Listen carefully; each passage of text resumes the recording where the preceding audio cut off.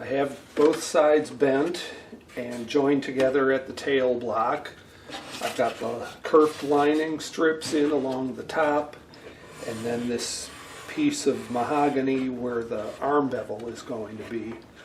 So now I'll just leave the sides clamped into the mold for now until I have the soundboard finished. I'm going to start making the soundboard.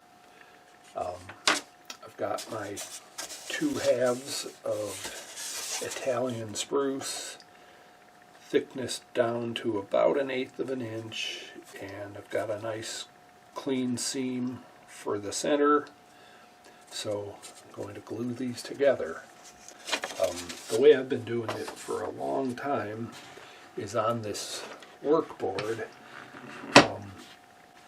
I've got blocks that can move in and out on this side to adjust for different widths of soundboards and backs, and actually this side they move in and out also. So on this side there are 4 pairs of wedges, and what happens as the wedges slide across one another, well, the front one slides across the back one, it actually exerts, it moves toward the center of the workboard, so it provides the clamping pressure to hold the pieces of wood together. So the wood sits like this, and I get these blocks over here and wedges over here pretty close to the close to where they're touching the wood, and then once I get the glue on, I'll push these wedges together, and that gives me my clamping pressure. It's real hard to apply something like a bar clamp on such a thin piece of wood, but this seems to do the job quite well. Got a piece of paper under here just so I don't get glue on my workboard, and here goes.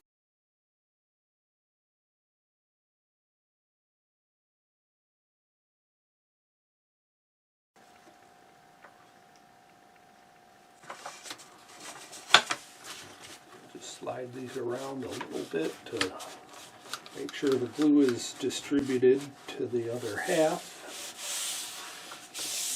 And that's great.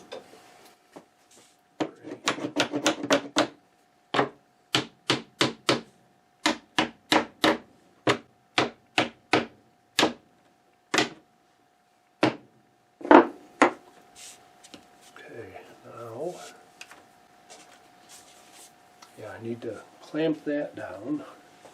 That shows me I've got good clamping pressure, the fact that the 2 halves want to tent up like that in the middle. So just use a couple of clamps to make sure that doesn't happen.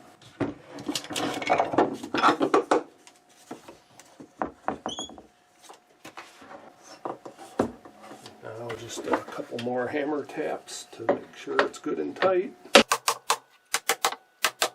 Got the spruce joined and scraped and sanded down to the thickness I want, which is about 2.5 millimeters right now.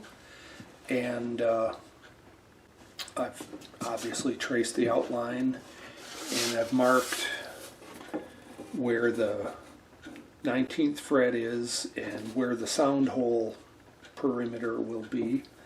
And so first thing I'll do toward building the soundboard is to put in the rosette. I'd say 2/3 of the classicals I've built in the last 10 years, I've made the mosaic rosettes myself, and no 2 patterns have been exactly alike. And it's a fun thing to do, but it's very time consuming. This customer has opted for a commercially available rosette. There are a lot of beautiful rosettes available for not very much money, and oftentimes people will see pictures and decide that there's something already made that they really like for their guitar. So when that's the case, that's what I use. And by saving all the time not building a rosette, they save a little bit of money. So this rosette is quite lovely, and it's going to get inlaid right there. So that's what I will do now. And once that's done, I'll cut out the sound hole and cut out the profile of the soundboard and flip it over and start making the braces.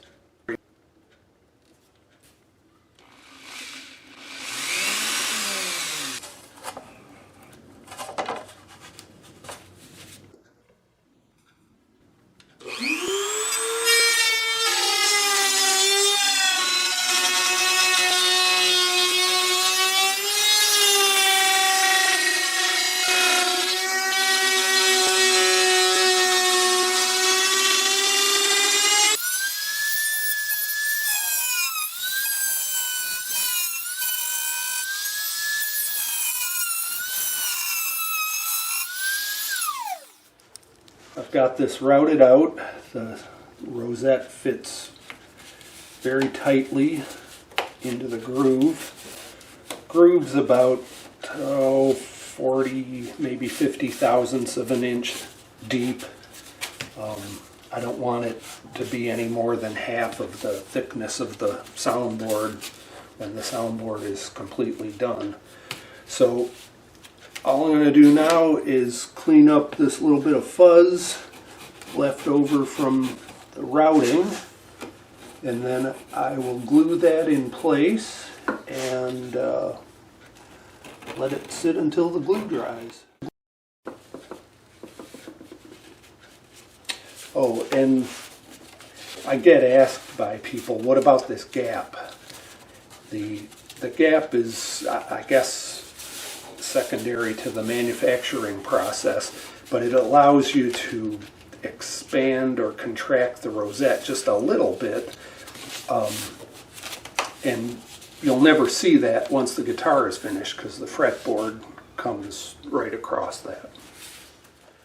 Here's the rosette. I've scraped it flush with the soundboard. Now I'm going to mark where I want the hole to be. I'm going to make this sound hole 88 millimeters in diameter. That leaves a couple millimeters of spruce between the edge of the hole and the beginning of the rosette. So I will use my same router with the circle cutter attachment and cut away the wood to make the sound hole.